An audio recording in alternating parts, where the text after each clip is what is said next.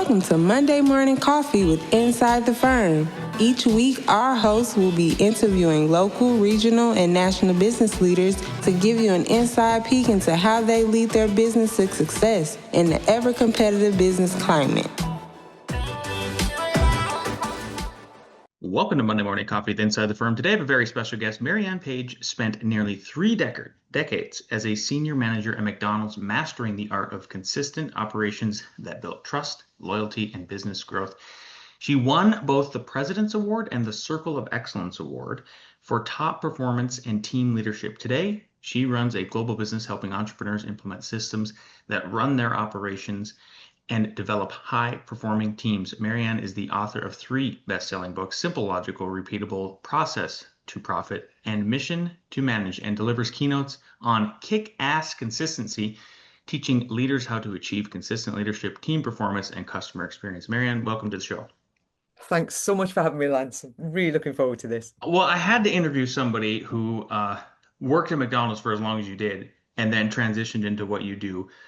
Leadership is such a interesting topic that's been the tip of me and Alex's tongue who's my business partner for a couple of years now, because we've started to bring staff up in our firm to leadership level. We have a lot of listeners that try to do that in their way. But before we get into everything you do, how you do it now, what you did, tell us how you got here. Are you from a family of entrepreneurs? When did you make that, did you always want to make that shift out of being a manager into entrepreneurial?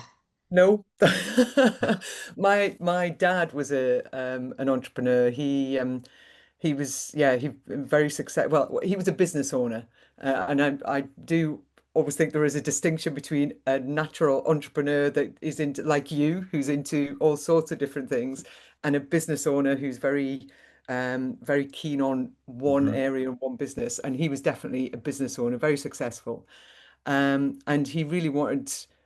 One of us, there were 6 daughters, sadly for him. He wanted one of us to take on his business, but it was a coal merchant business, and really none of us really wanted to be dirty 7 days a week. So sadly for him, nobody took it on. And when I joined McDonald's, I remember my parents being horrified because they called it a glorified fish and chip shop. And for anybody that doesn't know what a fish and chip shop is, it's a big thing in the UK, but it's not very elegant, shall we say? Yeah. So it was only as my career developed, and McDonald's are very good at taking. I mean, honest to God, when I joined McDonald's, I was the most naive 21-year-old you're ever likely to meet. I'd had such a sheltered upbringing. I was the 5th of my 6 sisters, so a little bit spoilt maybe. Anyway, but within 12 months, McDonald's had promoted me to run my own £1 million restaurant with a team of 50 and 2 18-year-old floor managers to support me. And I would love to say it was just my natural talent, but actually it was just that they had systems for absolutely everything. That meant if you got good at following systems and were organized and learned how to manage people, then you could rise up through the ranks of McDonald's. And 90% of senior managers in McDonald's started out on the restaurant floor. That's still true today. It's a staggering statistic. And so I had this. I loved my career with McDonald's because they taught me the difference between training and development.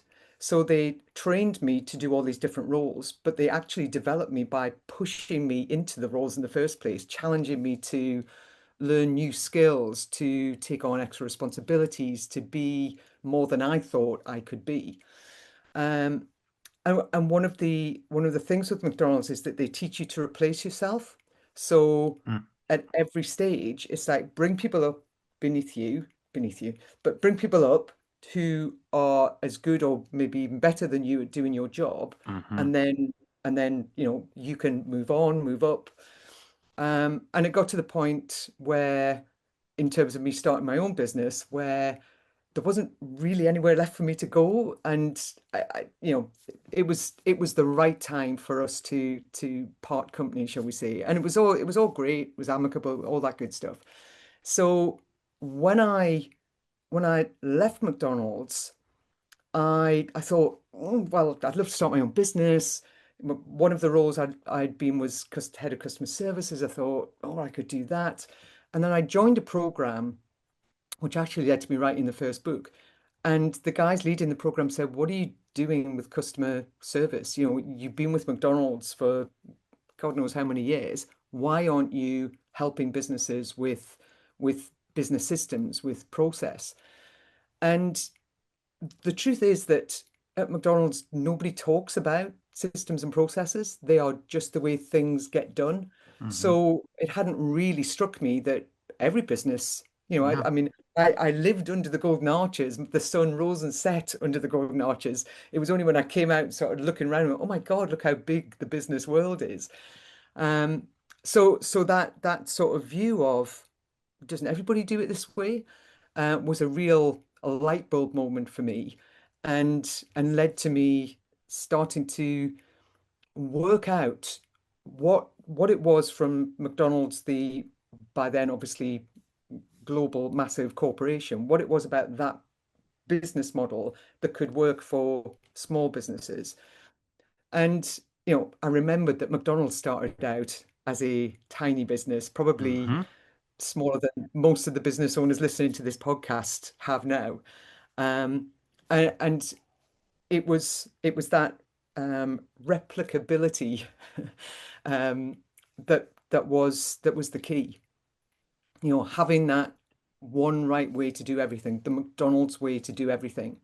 That that was what business owners needed to embrace. The challenge for me was that I was using the language of systems that actually blocks business owners from wanting to put them in place in their business.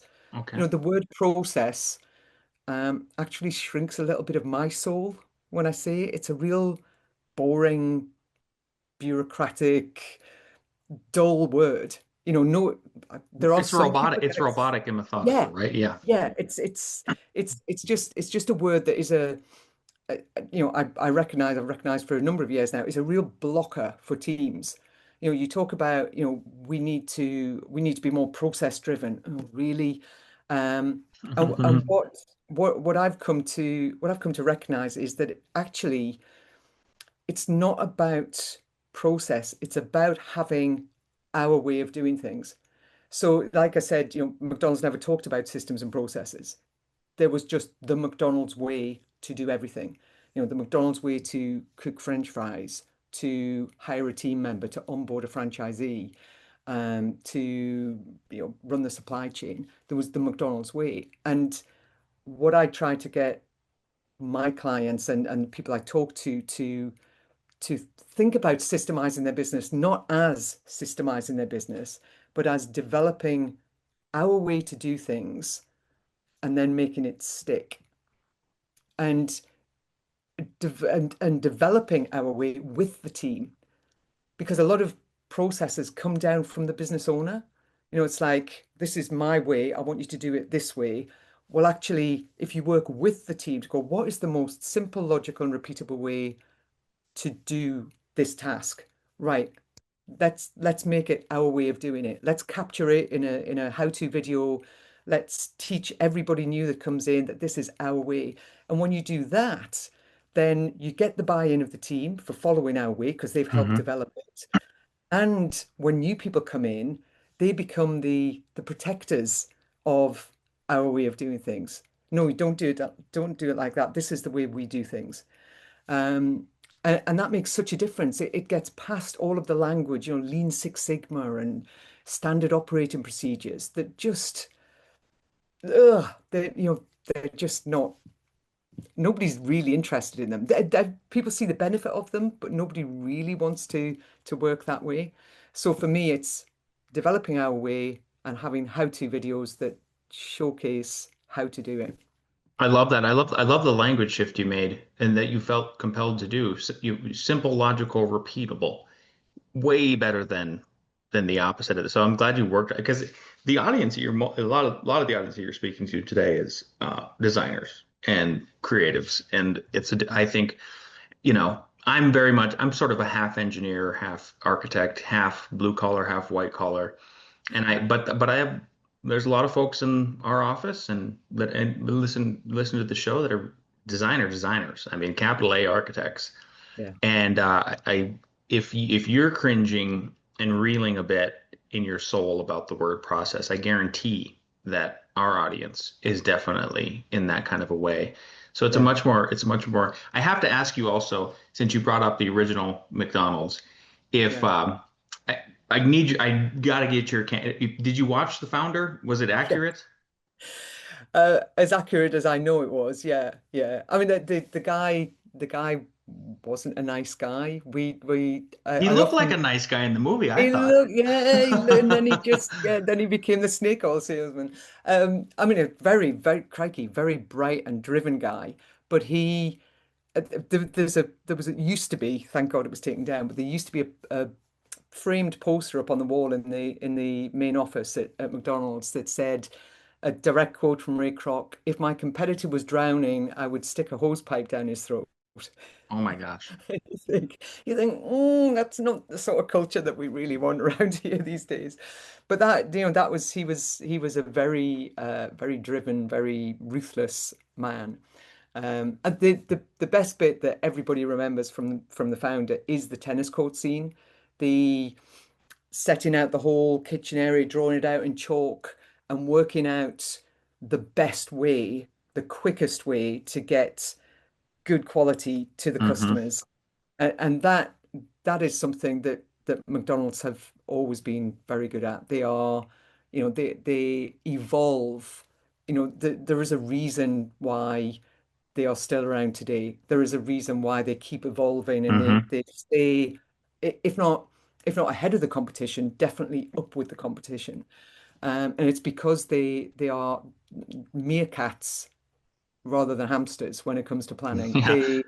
They are up there looking at crises that are coming. Like COVID is my best example of where they obviously nobody could avoid COVID, but there's a brilliant image of the share price at McDonald's when lockdown happened. The shares just plummeted, and then 2, 3 weeks later, they come right back up again in a big V because McDonald's responded so well because they have all of these foundations in place. They responded so well. The team knew exactly what needed to happen. It was like a well-oiled machine again very quickly. And yeah, they're just yeah, they are very good at planning and staying ahead of the game. Their planning system. Um, it's called the 3-1, they call it 3-1-Q. I use it as 3-1-90 just because 90 days sticks with people better. And it just says, right, this is our big goal. Let's break the business down into logical chunks. So people, promotion, product, and let's imagine what we want each of those areas to look like in 3 years. Not a goal, but what do we want the team to look like, to feel like, for us to be around them? What do we want that to be? And then, well, okay, if we want to be there in 3 years, where do we need to be in the next 12 months? What goals do we need to achieve in the next 12 months to take us towards that 3-year vision? And then, okay, if we want to be there in 12 months, let's come back. What do we need to do in the next 90 days to take us towards the 12 months, to take us towards the 3 years? And they do this, they have done this since the early 90s when the shit started to hit the fan a bit with supersize and all of those Yeah. crises. And they brought back a guy who'd actually retired, and he just said, right, let's get back to basics. Let's put in place this planning system. Let's get the business functioning again. And they have used it ever since. And it sort of filters all the way to restaurant manager. So every level, apart from the crew members on the floor, is involved in delivering on this plan. It's yeah, it's one of the best systems that they have. It's amazing. They're also really good at consistency. Because Yeah, if you go to any McDonald's anywhere, even if I went over to the UK, never been there, maybe we'll go one day, or France or whatever, is the fries would taste the same. yeah, The Big Mac would taste the same. Might be it's like it's a royal with cheese, royale with cheese, I think in yeah, Paris, right? From the yeah, yeah. Pulp Fiction. Quarter with cheese. Yeah, Yeah, but yeah, their yeah. consistency, how did they, what did you, what was there anything that you found? And that's something I think that most business owners, there's probably a lot of business owners have trouble with consistency. And again, I got to reemphasize, the audience, one of the reasons I'm having you on the show is because I think you would give a different perspective to folks in the design community who, Yeah, again, it's like very capital A artist, architect. yeah, Why yeah, do you think what blocks a lot of business owners from achieving consistency? Because I think it's critical.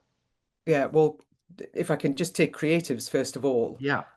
there is a there is a real myth that systems block creativity, and it is a myth because every single business, I don't care what sort of business it is, has a level of foundational tasks that are repeated day after day after day, routine things that happen in a business every day, every week, once a week, every month, once a month, and so on. They are just routine tasks. And they actually block, they're the things that block creativity. If you're a creative, but you've got to do this bit of admin and you've got to think about it every time, and it's not routine and it's not consistent, it's a real block to creativity. Hmm. But in terms of how do you get the consistency? Definitely, it starts with developing our way of doing things, agreeing with the team. This is our way of doing things, not John's way and Jack's way and Jill's way. And there has to be this again those foundational tasks. For example, in an architect's business, and I have worked with a couple, and I do love the fact that you said that you're part engineer because for me, architects and engineers are those creative people who are also practical. They can also do it. Hmm. They're not Yep. just creative. They can actually, make something work. But it's developing our way, and then it's about what I call the sticky systems. And the sticky systems are your hiring. So hiring people who really buy into your values, who buy into your vision, who really, they have the attitude because you can train rocket science is trainable. You bring in the right people and then you're off to a good start. But then the two other systems are absolutely crucial. And this is where McDonald's nails it time after time after time. The first of those is training. They have a training system. Everything is trained in. Every new starter goes through the McDonald's way of doing their role. They don't learn. It's not Chinese whispers training um where the person who's been here the longest teaches you their way, but then somebody new comes along and goes, "Oh, you don't want to do it like that. Actually, it's much easier if you." It's like, no, this is the way we do this task. This is the way we perform this role.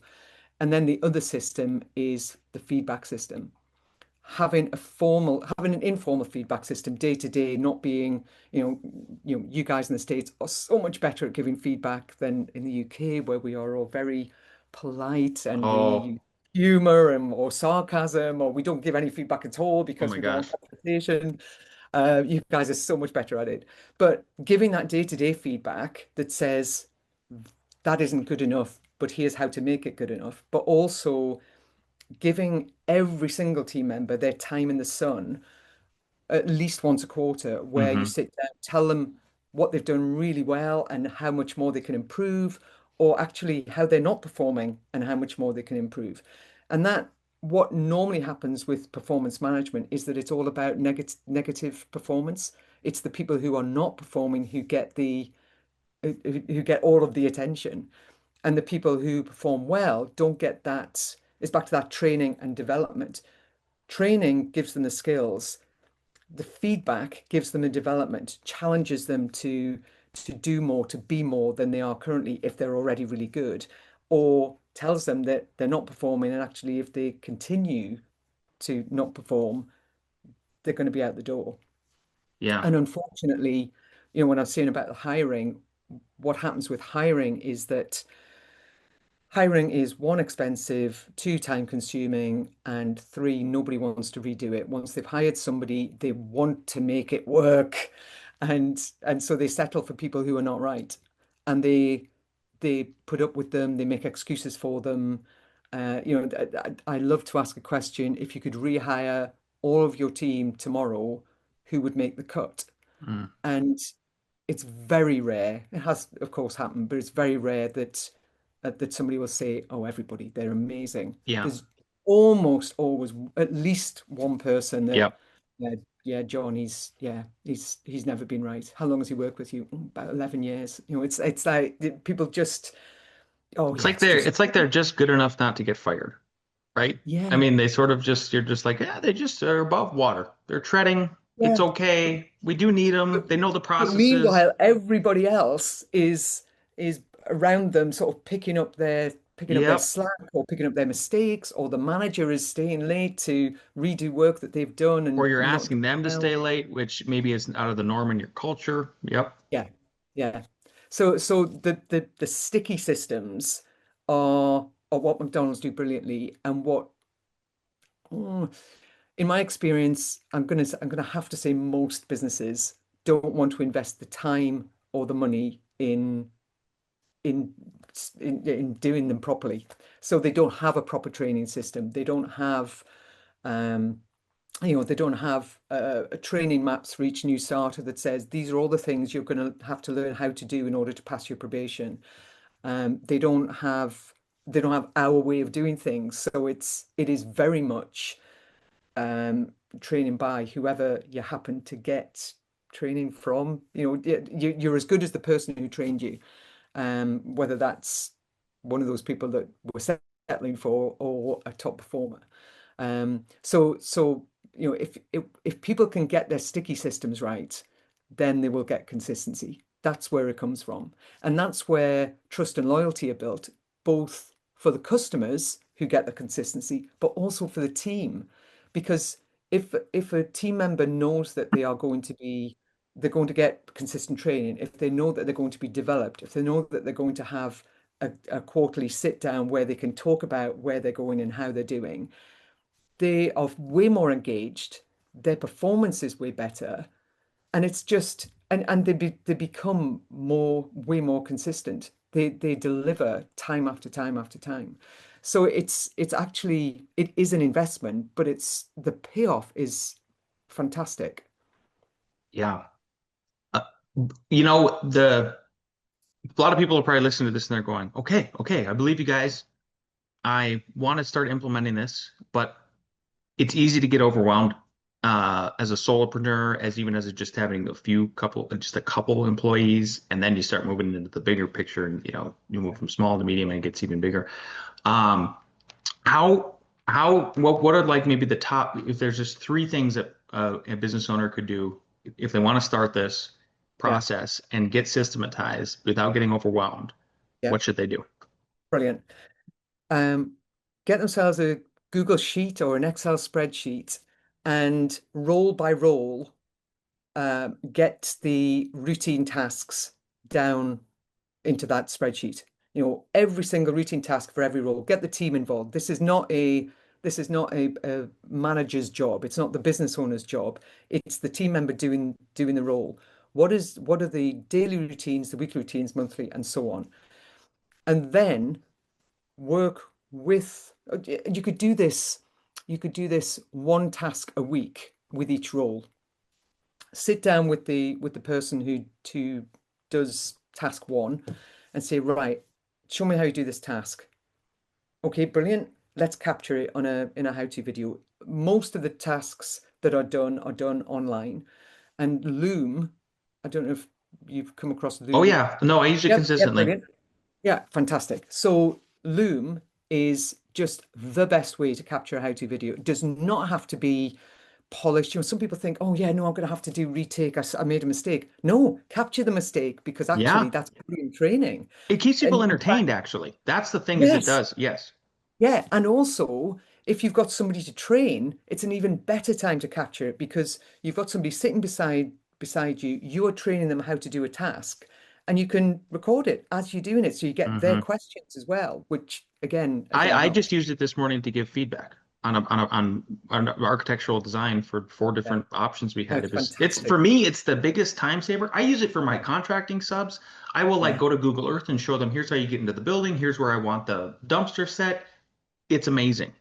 yeah, it is. It's fantastic, and the reason I bang on about and I will use that expression because I do, how to videos rather than documenting processes. That expression again just kills me because the time it takes to type up a process, step one, step two, oh God, I missed that. Right, I need to go. How do I explain why we do it this way? If you're videoing using Loom, you naturally explain why you're doing something the way you're doing it. You naturally explain why it's important to tick this box here Yep. because if Yep. you don't, further down, etc. So that's why how-to videos work. People get hung up about, oh, I don't like myself, I don't like my voice on. It's not about you. It's about it's about You the got to get training. over it. If you're a leader, you got to get over it. Yep. Absolutely. But even if you're a team member, because again, this is about your good team members who, especially in a very small business, and you want to grow, you want to scale, your good team members, you want them capturing the way they do things. As long as you know that they're doing them right, you want them to capture each little Yeah. how-to video. Yeah. Um, because then, I've done it myself when I was first starting out and I was on my own, and there was a task that I only did probably every 6 months. Hmm. Every single time I came to that task, it was, how did I do it again? Oh my God, I'm gonna have to Google how I do this instead of just Yeah. Yeah. recording a Loom video to remind myself. Yeah. So that's where I would start. I would always start with routine tasks. Even if you, as I say, if you only did one Hmm. how-to video a week, in 52 weeks, you'd have 52 how-to Yep. videos. Yep. You It's on the path lean. of repeatable. It starts to Yeah, lean into Paul Akers' 2 second lean, and then you figure out how to replace yourself and keep absolutely. and keep moving forward. Marianne, I can't believe we're actually running up on the half hour here. You have been probably one of the best guests of the year so far. I gotta probably have you back on next year. I would Oh, encourage I'd you just love to. Yes, to please. reach out. We didn't Yes. even get through probably half the stuff I wanted to talk about today. So please reach out again next year and let's try to get you back on. But let's wrap it up with knowing what you know now and before you started. Two questions I have for you. Knowing what you know now and when you first started your business, what is one piece of advice you'd give your former self? Before I started my business, Hmm. would have been would have been start earlier. Definitely. I love that Would answer. have been Yeah. it would have been start earlier, and the second bit would be don't get sucked into shiny objects. Don't grow your expenses, Mm. grow your profit. That's probably three there. But yeah, don't get sucked into shiny objects and trying to be other business owners. Just be yourself, be what you want to be. Yeah, be authentic. Well, you have been fantastic again. So, where can people follow you, get in touch with you about your services, and maybe engage with what you do to help them out? Oh, that would be amazing. Well, I'm on LinkedIn, Marianne Page. I have a website which has a lot of information on it and the opportunity to contact me directly through there. It's mariannepage.com, so dead easy. And if you enjoy this content and want to hear more of it, YouTube is also a great place. I've got a lot of content on YouTube, so go and look that up. And of Beautiful. course, my book's on the website as well. Yeah, check her out in all the ways. We just linked in this morning. Fantastic. Thanks again for so much for being on the show today. We appreciate your time, Marianne. My absolute pleasure, Lance. Thanks so much.